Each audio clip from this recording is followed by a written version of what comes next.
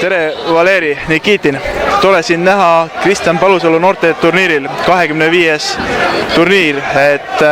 Täna oled koos Rootsist tulnud võistkonnaga, kuidas siiamaani läinud on? No ütleme keskmiselt, et paar tükki vist saavad finaali, 2 tükki juba lähevad koju, ütleme võib rahule jääda.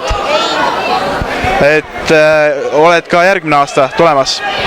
Ma arvan küll, aga ma arvan, et ma pean natuke teised poisid tooma, et siin on vähe tugevam turniir, raskmetes kaaludel 70 pluss on, et 80 on vähe tugevam poisid koos, kui siin väiksemates kaaludes, et usun küll, et tulen. Kas järgmiseks aastaks on ka strateegia paigas, et kuidas valmistuma peab eestlaste ja leedukate vastu? Ma arvan, et strateegia siin peab vara tegema hakata, see on liiga väike võistluse jaoks. Aga järgmine aasta siis kindlasti saame sind jälle näha? Jah, kui midagi ei muutu, siis kindlasti. Aitäh!